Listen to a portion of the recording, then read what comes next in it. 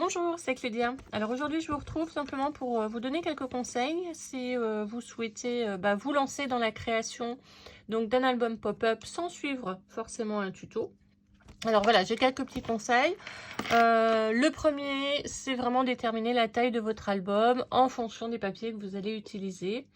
Par exemple, si vous utilisez des papiers imprimé 30 sur 30, préférez donc, pour éviter d'avoir trop de chutes ou trop de découpes, toujours des albums avec un multiple de 5. Donc des pages qui vont me faire 15 plus 2 mm, c'est-à-dire environ 15,5, des pages en interne à 15,5. Ça me permet, comme c'est un multiple de 5, d'économiser un maximum de papier. Par exemple, du papier, j'en ai plein, mais de la cardstock, j'en ai un petit peu moins. C'est d'utiliser des tailles qui ne nécessitent pas de découpe, donc des demi A4 ou des A4. Ça, c'est la première des choses. La deuxième des choses, c'est de prévoir vos interactions, bien évidemment, par rapport à l'ouverture de vos pages. Par exemple ici, donc là, je vous donne un exemple, j'en ai d'autres. Là, je vais à droite et en bas, et idéalement la page suivante, vous voyez, elle va à gauche et en haut. Il faut toujours avoir un sens différent au niveau des pages. Deuxième chose, il faut prévoir le nombre d'épaisseurs de pages. Là, dans cet album-là, voilà, c'est un très bon exemple. Ici, j'ai vraiment beaucoup d'épaisseur de pages. J'en ai 1, 2, 3, 4, 5, 6, 7, 8, 9, 10, 12. Voilà, j'en ai 12. Donc, ça veut dire qu'en face, il faut que j'en ai le moins possible. Il faut que j'ai toujours le même nombre, en fait, de couches de papier, à peu près. Donc là, j'en ai une dizaine. Là, j'en ai une dizaine. Là, j'en ai forcément moins à chaque fois puisque c'est en face. Pourquoi? Parce que ça me permet d'avoir des épaisseurs de pages à peu près identiques. De ne pas avoir une première page très très épaisse et une deuxième page beaucoup plus fine. Donc ça, c'est vraiment, vraiment important. Deuxième chose aussi, c'est le choix de la relure. Si vous faites des pages avec beaucoup d'interactions, avec beaucoup de pop-up, privilégiez quand même des systèmes de reliure qui vous permettent de maintenir, c'est ce que j'appelle moi des reliures à plat. Donc comme celle-là par exemple, vous trouverez plusieurs tutos, notamment sur ma chaîne pour les reliures. Pour chaque album en général, je change assez régulièrement de reliure, mais vraiment parce que je les adapte au contenu de mon album. Ici, c'est un album qui est très grand, donc s'il était comme ça, il est difficile de consulter, donc j'ai fait une reliure à plat.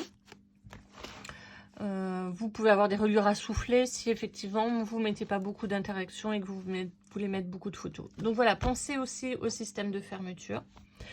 Pensez aussi quand vous allez faire votre interaction, au choix des papiers, puisqu'on a toujours une page recto qui doit être coordonnée à la page verso.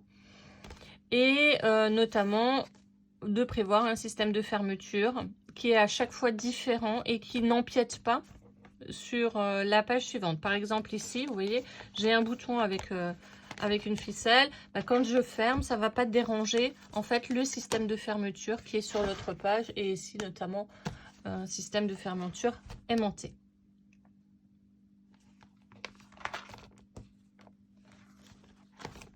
Alors, pour réaliser et pas me tromper dans ce type d'album, en général, je réalise, en fait, je prévois au préalable, j'écris en fait au préalable, donc mon album, je le fais sur papier. Alors, je me suis fait des petites pages comme ça.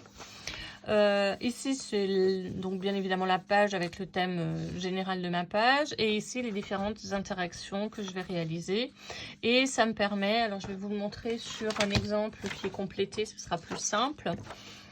Voilà par exemple un album que j'ai réalisé. Donc la première page, elle était sur la couverture, donc elle va toute seule, et ici j'indique le sens d'ouverture des pages. Donc la première page, elle ira soit soit c'est la première qui va en haut, soit c'est la deuxième, et ainsi de suite. Mais je sais que j'ai une ouverture vers le haut et une ouverture vers la droite, avec ici les deux types de pop-up que je vais réaliser.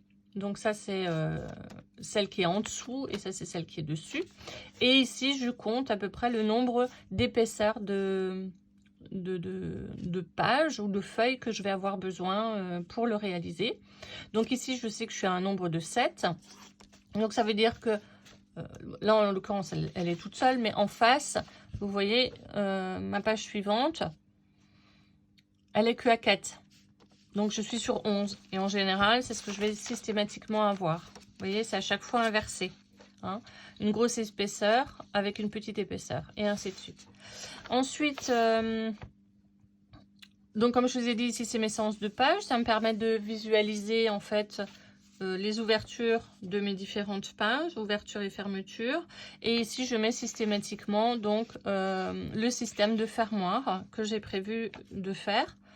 Ici, j'entoure donc la page 1 et la page 2 parce que ça me permet effectivement de faire du coordonné de papier. Par exemple, dans cet album-là, voilà, ma page 2 et ma page 1 et ma page 2, c'était celle-là, avec une carte fermoir. Voilà, par exemple. Et une pochette. Mais ça me permet toujours de penser à bien coordonner mes papiers. Voilà, c'est une petite astuce. Mais ça me permet de ne pas me tromper quand je réalise mes albums. Voilà, bah, j'espère que ces petits conseils vous seront utiles. Et je vous souhaite une bonne journée.